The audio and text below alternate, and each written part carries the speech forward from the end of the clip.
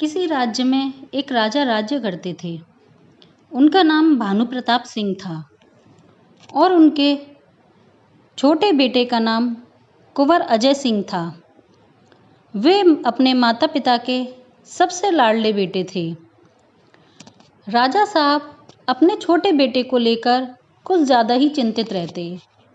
वो चाहते थे कि कुंवर राजपाट का काम संभाले, परंतु कुंवर तो सबसे दूर सुनसान महल में रात को बैठकर कविता लिखना पसंद करते थे।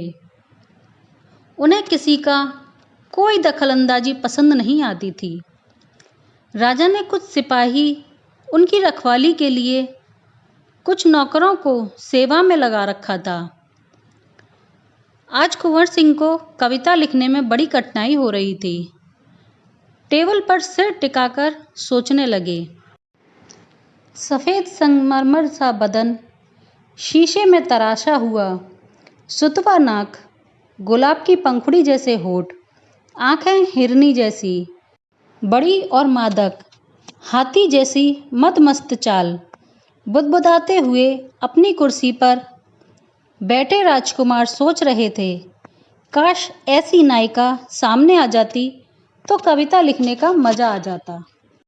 तभी उनका नौकर आया और प्रणाम करके निवेदन किया, कुंवर साहब, आपके लिए कुछ खाने को लाऊं?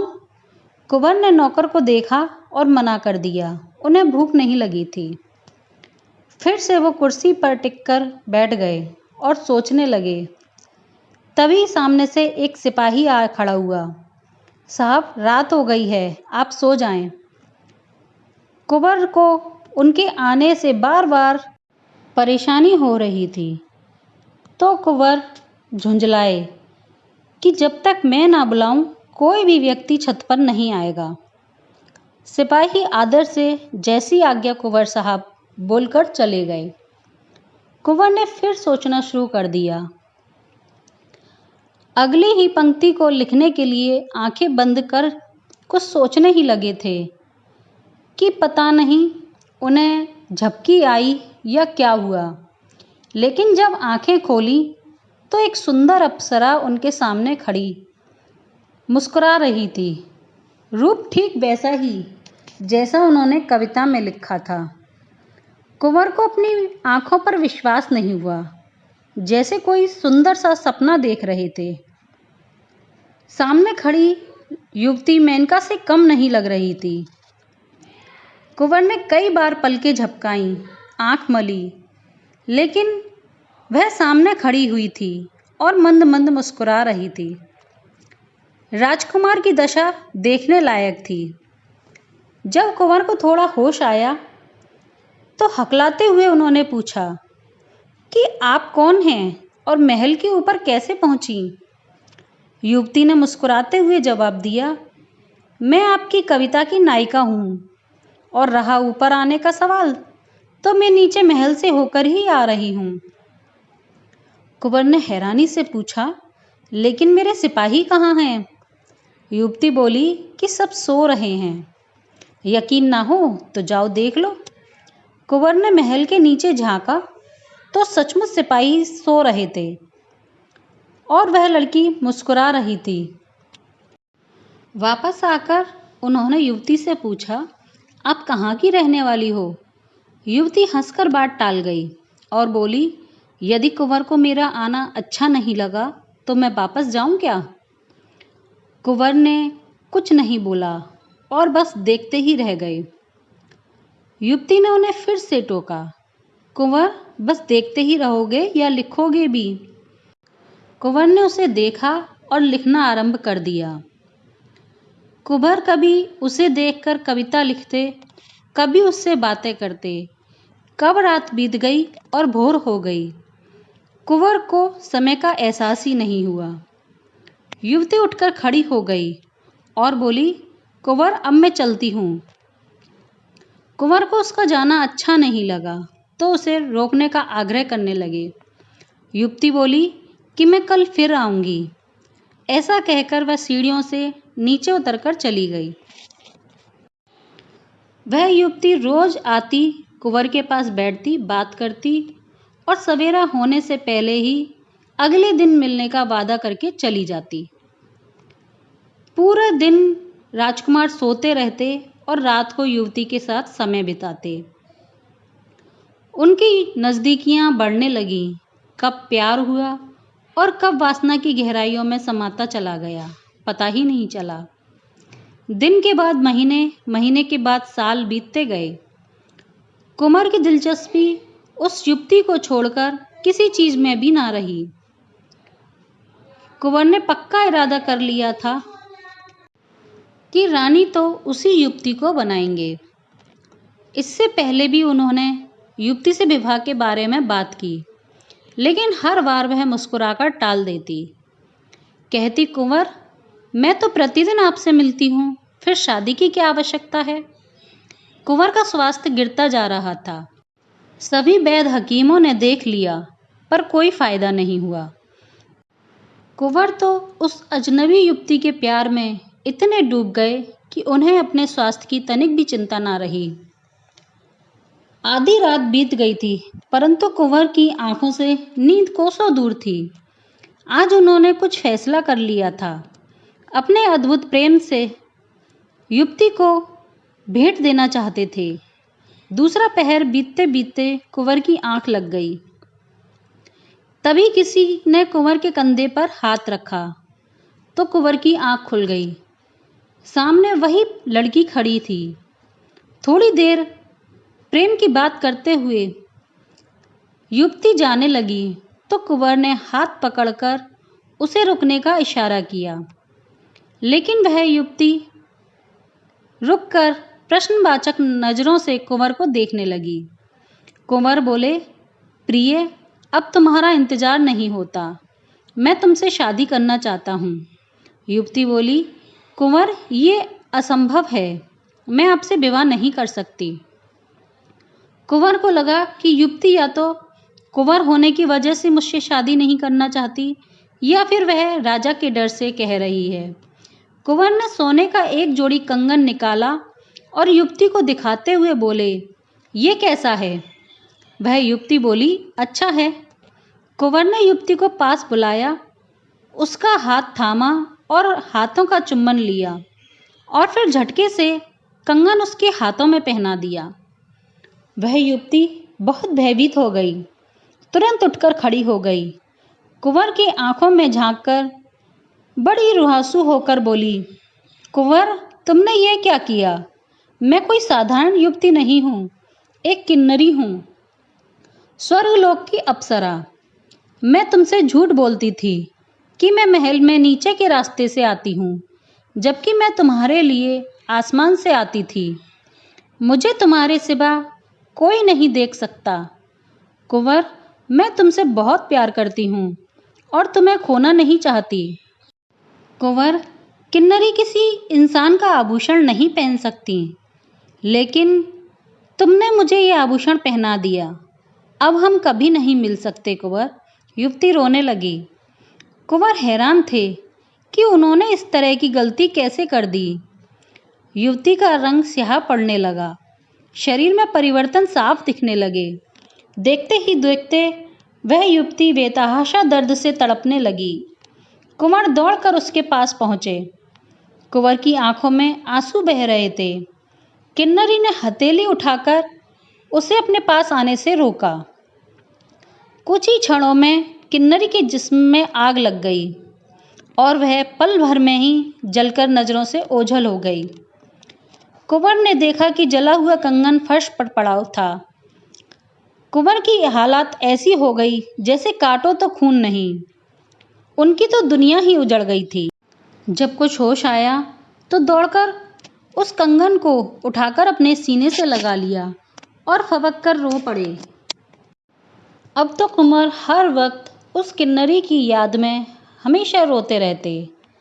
राजा और रानी से लेकर राजघराने के सभी सदस्य और राज की जनता चिंतित रहने लगी। ये खबर राज्य में तेजी से फैल गई कि राजकुमार को असाध्य रोग ने घेर लिया है और सभी वैद्यों ने जवाब दे दिया है। राज्य की जनता उनको देखने उनके महल में आती, परंतु वे किसी से नहीं मिलते। राजा ने राज्य में ढिंढोरा पिटवा दिया कि यदि कोई भी राजकुमार को ठीक कर देगा तो उसे मुंह मांगा इनाम दिया जाएगा। यह खबर दूसरे राज्यों से होती हुई अप्सरा लोक में पहुंच गई। इधर कुंवर दिन रात कंगन सीने से छुपाकर रोते रहते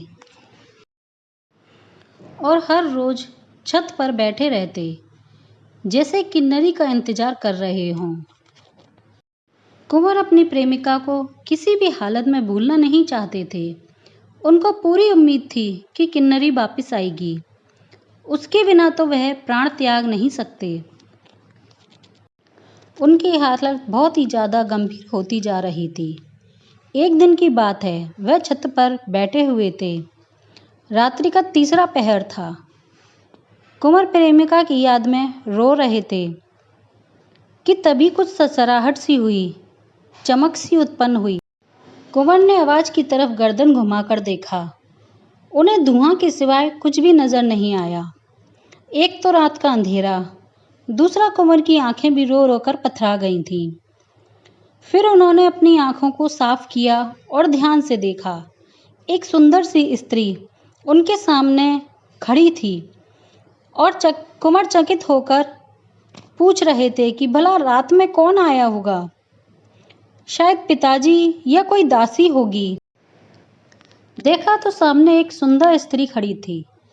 जब उस स्त्री ने उनके कंधे को छुआ तो कुंवर अपनी सोच से बाहर निकले और उस स्त्री ने कुंवर से पूछा कि आप ही कुंवर अजय सिंह हैं? जी, मेरा ही नाम कुंवर अजय प्रताप सिंह है, कुंवर बोले। परंतु आपको किस व्यक्ति से मिलना है? तो वह औरत बोली कि मुझे आपसे ही मिलना है कुंवर सिंह। स्त्री बहुत ज़्यादा गुस्से में लग रही थी। कुंवर हैरान रह गए कि इसको मेरा नाम कैसे पता और यह स्त्री कौन है। तो उस औरत ने कहा कि मेरा नाम रोहिणी है, मैं एक किन्नरी हूँ। किन्नरी स्वर्ग की सबसे सुंदर अप्सरा होती है। अब आप जल्दी से यह बताइए कि मेरी मित्र दामिनी किधर है? स्त्री बहुत क्रोधित थी। मैं किसी दामिनी को नहीं जानता, कुंवर ने रोते हुए जवाब दिया।